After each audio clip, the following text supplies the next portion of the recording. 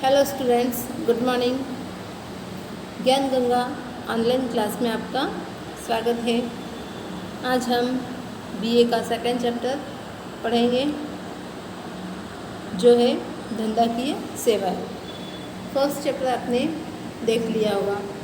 First chapter में हमने देखा था कि धंधे का स्वरूप कैसा होता है, किस उद्देश्य से धंधे या रोजगार या व्यवसाय को किया जाता है और इसका कार्यक्षेत्र कितना होता है। इसमें हमने देखा धंधा किसे कहते हैं, इसके क्या लक्षण है, क्या उद्देश्य है, इसमें किस किस प्रकार की जोखिम आती है।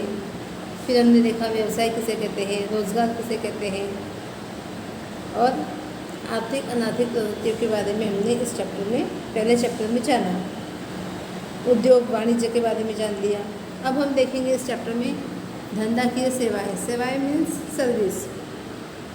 देखो, अर्थतंत्र में सेवाओं का महत्व क्या हो रहा है, लगातार बढ़ते जा रहा है। सेवाओं के कारण सुविधा में और अनुकूलता में क्या हो रही है, वृद्धि हुई है। बैंकिंग, बीमा, डाक, गोदाम और वाहन व्यवहार ऐसी सेवाएं हैं।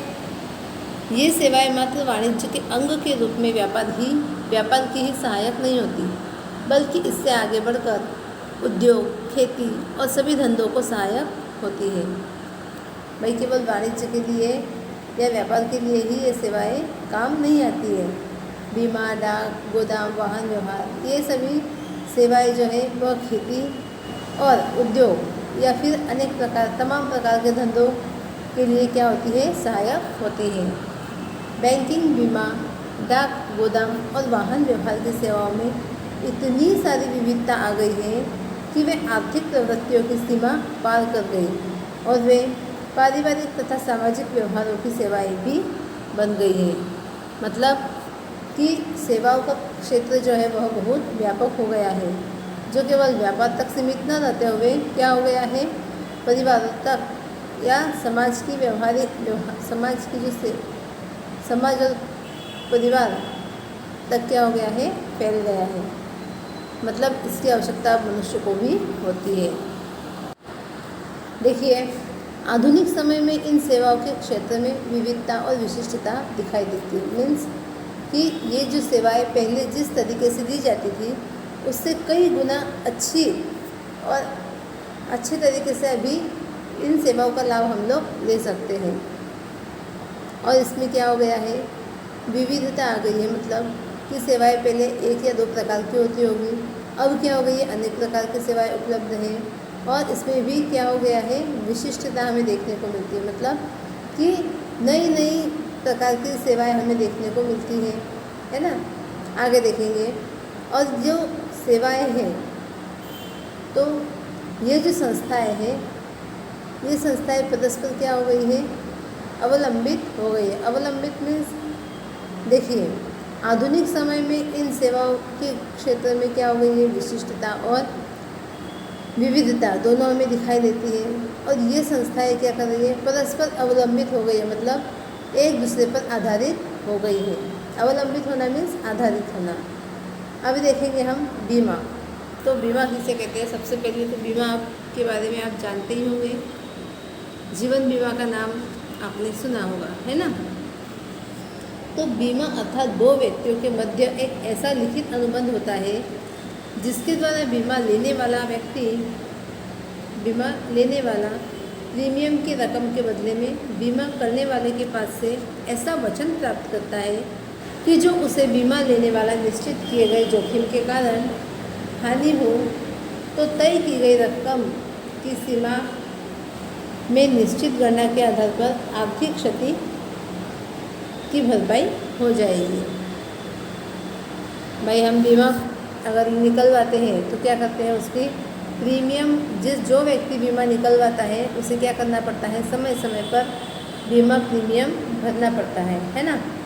अब ये दो लोगों के बीच में क्या है, यह एक लिखित अनुबंध है, लिखित करार है कि भाई अगर किसी प्रकार की क्षति होती है जिसका भी बीमा निकलवाया गया है, उसमें अगर किसी प्रकार की क्षति होती है तो बीमा लेने वाले व्यक्ति को उसकी भरपाई की जाएगी। लेकिन किसके आधार पर, भाई जो तय किया जाता है, जो लिखित करार होता है, उसमें जो लिखा होता है उसके आधार पर उसकी भरपाई मिल जाती है।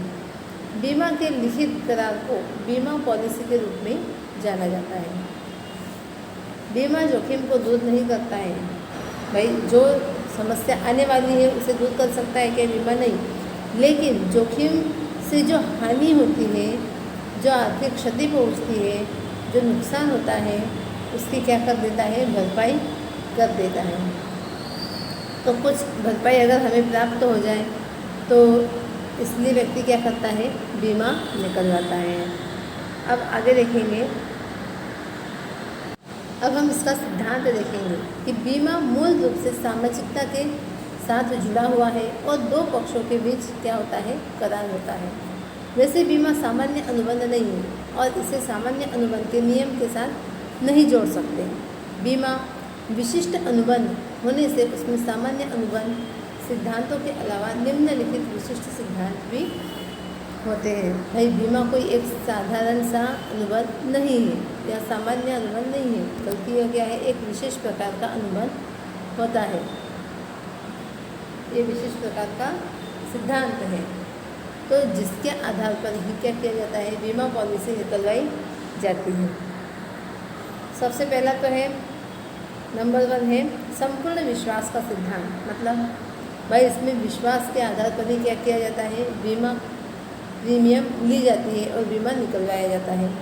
देखिए, बीमा के अनुबंध का उद्देश्य लाभ प्राप्त कभी नहीं हो सकता। बीमा अनुबंध का उद्देश्य क्षति की आर्थिक भरपाई प्राप्त करना है। भाई कोई भी व्यक्ति बीमा इस उद्देश्य से नहीं निकाल सकता है कि मुझे इससे लाभ होगा, बल्कि उसका उद्देश्य क्या होता है कि अगर भविष्य में किसी प्रकार की अगर आपदा आती है, जिससे कि अगर कोई नुकसान होता है, क्षति पहुंचती है, तो उसकी कुछ प्रमाण में भरपाई हो जाए, यही इसका क्या है? सिद्धांत है।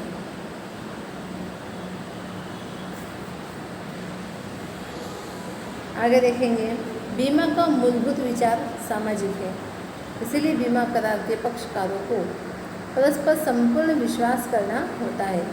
मतलब भाई दो व्यक्तियों के बीच अगर विश्वास नहीं है तो क्या वह बीमा अनुबंध कर सकते हैं? नहीं। आगे देखेंगे, पक्षकारों के बीच में विश्वास होना अति आवश्यक है। अनुबंध करते समय जो भी दो पक्षकार होते हैं, तो पक्षकारों को बीमित वस्तु से संबंधित सभी प्रकार की आवश्यक जानकारी देनी होती है। बीमा लेते समय जानकारी न पूछी गई हो, यदि अनुबंध पर प्रभाव पड़ता हो, तो एक पक्ष द्वारा दूसरे पक्ष को देनी होती है। भाई जो व्यक्ति बीमा निकलवा रहा है, उसका फर्ज है कि वह जिस वस्तु का बीमा निकलवा रहा है उसे वह संपूर्ण प्रकार की जानकारी दे दे उस वस्तु के बारे में। और बीमा जिसके पास से निकलवाया जा रहा है, वह भी क्या करेगा कि उस पॉलिसी के बारे में पूरी जानकारी बीमा निकलने वाले व्यक्ति को देगा। देखिए, कोई भी जानकारी छुपाकर किया गया बीमा का अनुबंध क्या कहलाएगा? धोखा कहलाएगा। और संपूर्ण विश्वास के सिद्धांत का क्या माना जाएगा? भंग माना जाएगा। मतलब कि अगर जो व्यक्ति बीमा किसी वस्तु का निकाल रहा है और वह उस वस्तु के बारे में संपूर्ण जानकारी बीमा कंपनी को यदि नहीं देता है, तो इसमें क्या माना जाएगा? यह अनुबंध धोखा होगा। और संपूर्ण विश्वास का सिद्धांत का इसमें क्या हो जाएगा? भंग माना जाएगा। जब भी बीमा के पक्षकार को पता चले कि संपूर्ण विश्वास के सिद्धांत का भंग हुआ है, तब बीमा अनुबंध रद्द माना जाता है और बीमा लेने वाले द्वारा भरी गई प्रीमियम की रकम वापस नहीं मिल सकती है।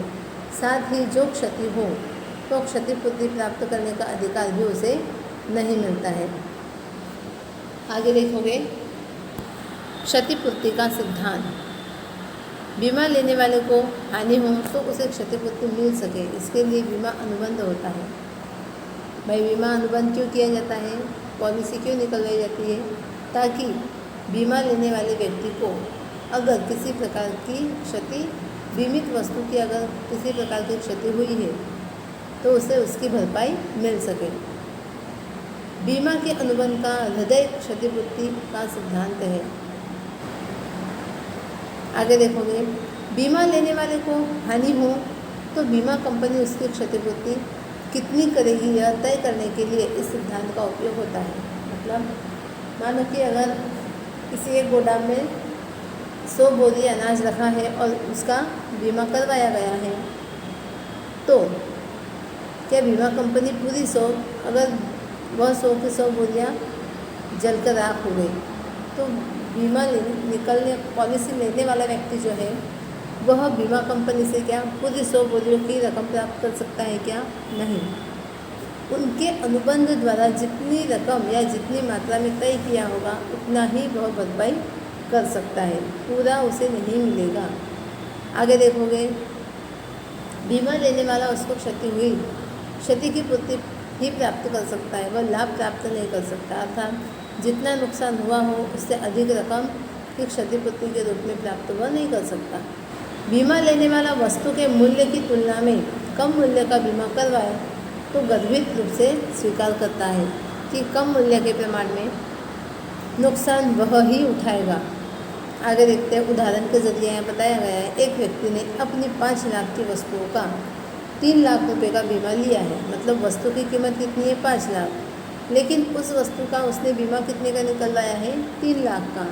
तो यदि वस्तु पूरी तरीके से नष्ट हो जाती है तो उसे अधिक से अधिक कितनी मिलेगी? 3 लाख की ही भरपाई होगी। वह 5 लाख की वस्तु थी, इसलिए वो 5 लाख वसूल कर सकता है क्या? नहीं।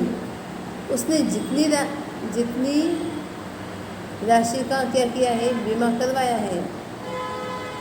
जितनी राशि की वस्तु का बीमा करवाया है उतनी ही अमाउंट वह प्राप्त कर सकता है। आगे देखेंगे,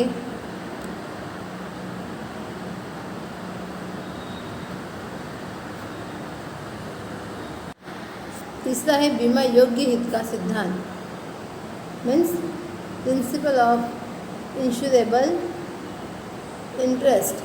बीमा योग्य हित का सिद्धांत अर्थात बीमा लेने वाले का बीमित वस्तु में आर्थिक हित होना चाहिए। जैसे मकान मालिक का मकान में आर्थिक हित हो जबकि किराएदार का न हो। भाई किराएदार का कोई हक होगा क्या? नहीं।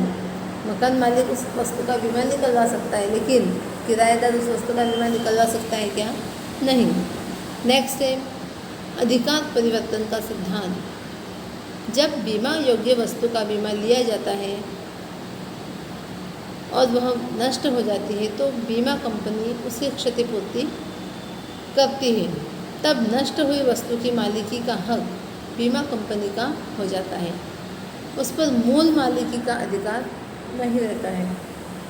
यह जीवन बीमा पर लागू नहीं होता है। देखिए फिर से एक बार, अधिकार परिवर्तन का सिद्धांत। जब बीमा योग्य वस्तु का बीमा लिया जाएगा और वह वस्तु नष्ट हो जाएगी तो बीमा कंपनी उसकी क्षतिपूर्ति कर देगी।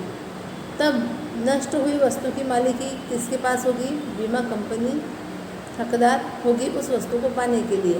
क्यों? क्योंकि वह तो जो वस्तु नष्ट हो गई है उसकी भरपाई कर दे रही है। तो जो नष्ट हुआ माल है उसका मालिकी हक किसका हो जाता है? बीमा कंपनी का। लेकिन यही चीज़ जीवन बीमा पॉलिसी पर लागू नहीं होती। क्यों? क्योंकि भाई अगर व्यक्ति मर जाए तो मृत शरीर का वह बीमा कंपनी कुछ करेगी क्या? नहीं। नेक्स्ट, अब हम देखेंगे बीमा के प्रकार।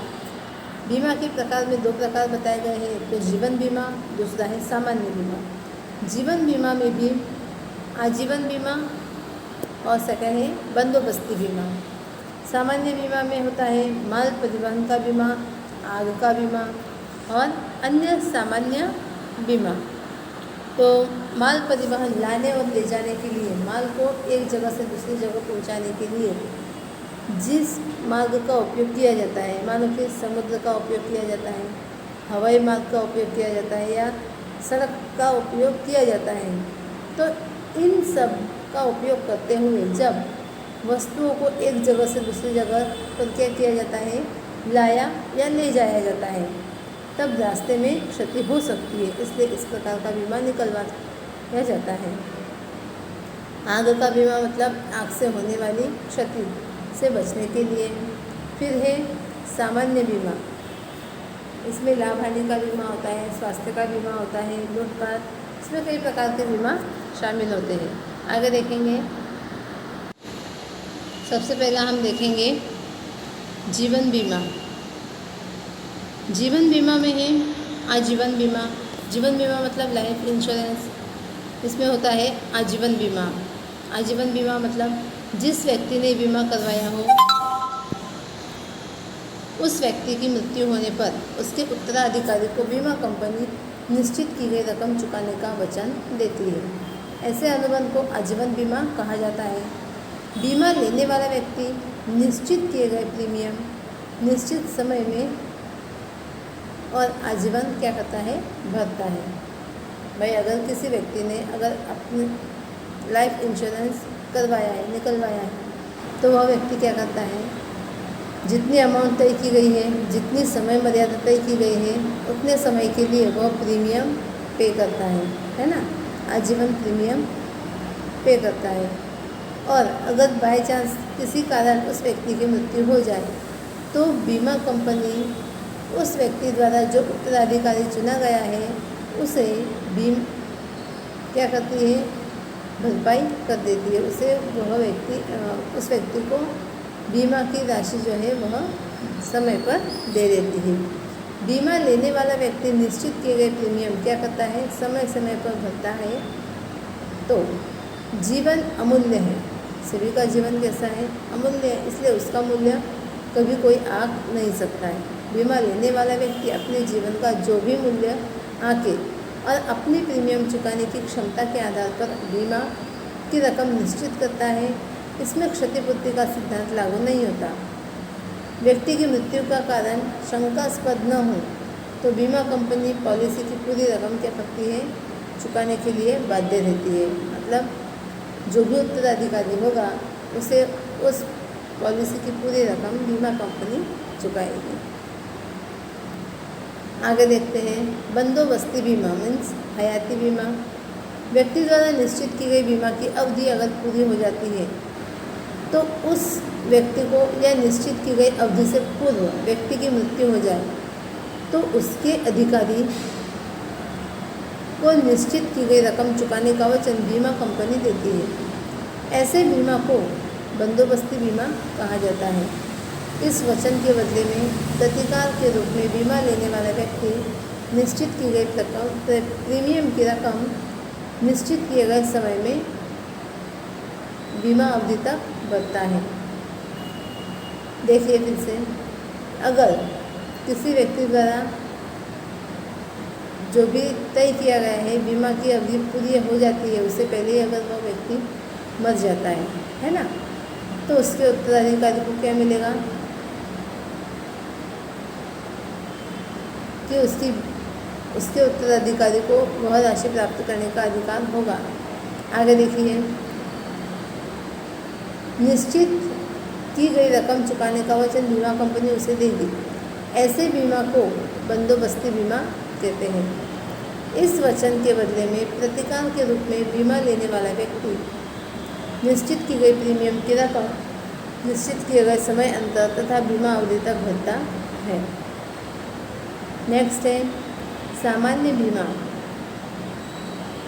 सामान्य बीमा मतलब जनरल इंश्योरेंस। इसके 3 प्रकार मैंने आपको पहले बताए, माल परिवहन का बीमा, समुद्री बीमा और मार्ग मतलब रास्ते का बीमा। तो सबसे पहले हम देखेंगे माल परिवहन का बीमा। माल को एक जगह से दूसरी जगह पर ले जाते समय पूरी तरीके से या आंशिक तरीके से अगर कोई हानि होती है, कोई नुकसान होता है, तो इससे संबंधित जो बीमा होता है वह समुद्री बीमा, हवाई बीमा, मार्ग या रेलवे या सड़क बीमा के रूप में इसे हम जानते हैं। समुद्री बीमा देखिए, मैरीन इंश्योरेंस। समुद्री मार्ग से माल परिवहन काफ़ी क्या होता है, सस्ता होता है। मतलब समुद्र से अगर माल को भेजा जाए एक जगह से दूसरी जगह तो उसमें कम कीमत या कम खर्च लगता है, लेकिन समय अधिक लगता है। आगे देखिए, लेकिन विलंबकारी और जोखिम भी है।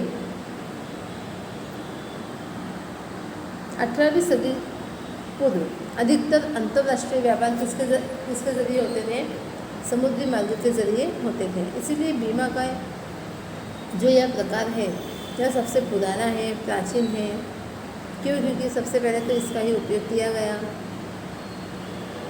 लॉयड्स ऑफ लंदन नाम की संस्था ने समुद्री बीमा का प्रारंभ किया था और इस संस्था ने 325 वर्ष से भी अधिक समय से अपनी विश्वसनीयता बनाए रखी है। तो ये है समुद्री बीमा। अभी हम देखेंगे हवाई बीमा, मतलब एयर इंश्योरेंस।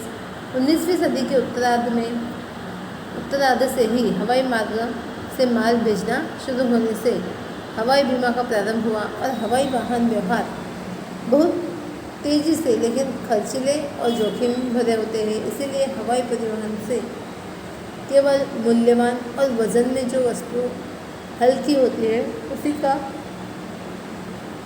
परिवहन होता है। समुद्री और मार्ग बीमा की तुलना में हवाई बीमा का प्रीमियम जो है, दर है, वह कैसा होता है? ऊंचा होता है, मतलब अधिक होता है। क्यों? क्योंकि यह खर्चीला होता है, इसमें अधिक पैसे लगते हैं, इसमें जोखिम भी अधिक होता है और साथ ही साथ इसमें कम वजनी और महंगी चीज़ों का ही क्या किया जाता है? महंगी चीज़ों को ही एक जगह से दूसरी जगह ले जाने के लिए इसका उपयोग किया जाता है। नेक्स्ट है मार्ग बीमा या रेलवे या सड़क बीमा। भाई मार्ग बीमा या मार्ग परिवहन में भूमि मार्ग और रेलवे मार्ग का समावेश होता है। भाई ट्रेन से या फिर बस, ट्रक इत्यादि जो भी हो, उससे क्या किया जाता है? माल का परिवहन एक जगह से दूसरी जगह किया जाता है। इसमें भी जोखिम बनी होती है, रास्ते में माल लूटपाट हो जाए, चोरी हो जाए, आग लग जाए, है ना। तो माल स्थानांतरण से यदि हानि होती है तो इन जोखिमों से बचने के लिए मार्ग का बीमा करवाया जाता है। नेक्स्ट है आग का बीमा। आग अचानक से लग जाती है, पता चलता है क्या? नहीं। भाई अगर पता चलेगा कि पहले से ही हमें मालूम हो कि यहाँ आग लगने वाली है तो इंसान क्या करेगा? उससे बचने का प्रयास पहले ही कर लेगा। लेकिन अचानक से अगर आग लग जाए तो क्या होता है? नुकसान होता है। इसलिए आग का बीमा निकलवाया जाता है। माल तथा संपत्ति को निश्चित कारण के परिणाम स्वरूप पूर्ण या आंशिक हानि हो या फिर वह नष्ट हो जाए तो क्षतिपूर्ति के वचन के कारण प्रीमियम का बदला प्राप्त करने के अनुबंध को आग का बीमा कहा जाता है। आग के बीमे में बीमा योग्य हित के सिद्धांत का अनिवार्य रूप से अमल होता है बीमा लेते समय, तथा जब माल संपत्ति को आग से हानि हो तब बीमा धारक का माल संपत्ति में निश्चित रूप से बीमा योग्य हित होना चाहिए। आगे देखेंगे अन्य बीमा, अदर जनरल इंश्योरेंस। बीमा व्यवसाय में देखिए, बीमा व्यवसाय में विविधता के कारण बीमा के अनेक नए प्रकार अस्तित्व में आए हैं। गायक के गले का विशिष्ट बीमा। अब भाई कई लोग क्या करने लगे हैं? आग का बीमा, सड़क बीमा, मार्ग का बीमा, हवाई बीमा, जीवन बीमा, फिर हमने देखा बंदोबस्ती बीमा। तो इस प्रकार के सभी प्रकार के बीमे के अलावा जो होते हैं वह क्या कहलाते हैं? सामान्य बीमा। तो गायक लोग जो होते हैं वह अपने गले का विशिष्ट प्रकार से बीमा करवाते हैं। वाहनों के उपयोग से दूसरों को क्षतिपूर्ति देने वाला त्राहित पक्ष का बीमा, कर्मचारी प्रतिफल का बीमा, श्रमिक बीमा, विद्यार्थी समूह को होने वाले सामान्य या सामाजिक क्षतिपूर्ति का बीमा, चिकित्सा करवाने का प्रतिफल प्राप्त करने का बीमा, धंधा बंद रहने से लाभ में होने वाले नुकसान का बीमा, कर्मचारियों द्वारा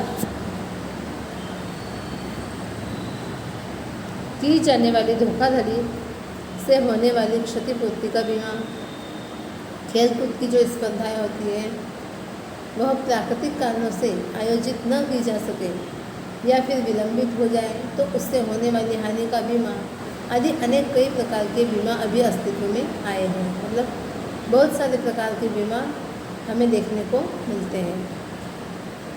व्यक्ति के आरोग्य की रक्षा और इलाज के लिए बहुत खर्च करना पड़ता है ना भाई। अगर व्यक्ति बीमार हो जाए तो क्या होता है, उसके आरोग्य को ठीक करने के लिए बहुत ज़्यादा खर्च करना पड़ता है। तो बीमा लेने वाले व्यक्ति को निर्धारित शर्तों के अनुसार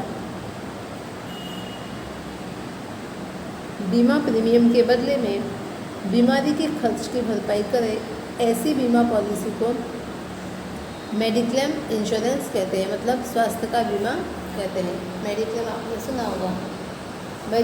जो लोग मेडिक्लेम पे देखो, बीमा इंश्योरेंस स्वास्थ्य का बीमा जो निकल जाते हैं, जिसका मेडिक्लेम होता है, वह लोग किसी भी हॉस्पिटल में अगर ना ट्रीटमेंट करवाए तो उन्हें क्या हो जाता है, उसकी भरपाई प्राप्त हो जाती है। क्यों? क्योंकि वह समय समय पर उसकी पॉलिसी की जो प्रीमियम की जो रकम होती है वह पे करते हैं।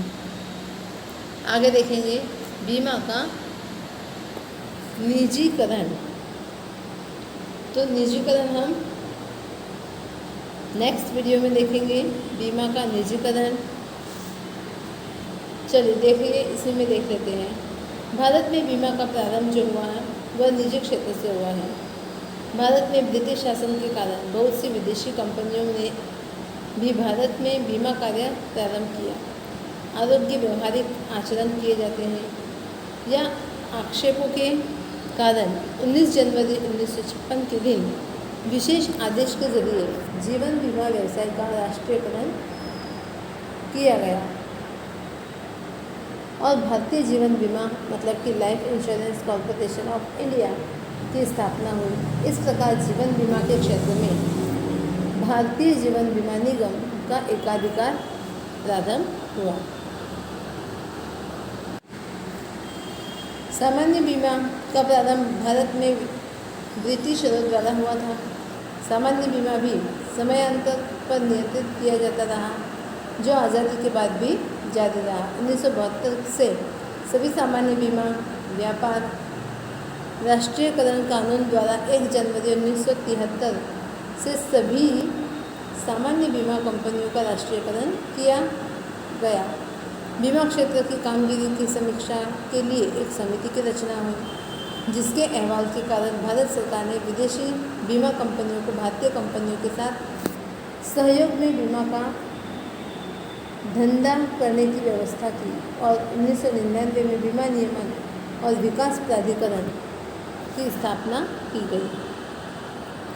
अब देखिए IRDA मतलब बीमा नियामक एवं विकास प्राधिकरण, insurance regulatory and development authority, इसे IRDA भी कहते हैं।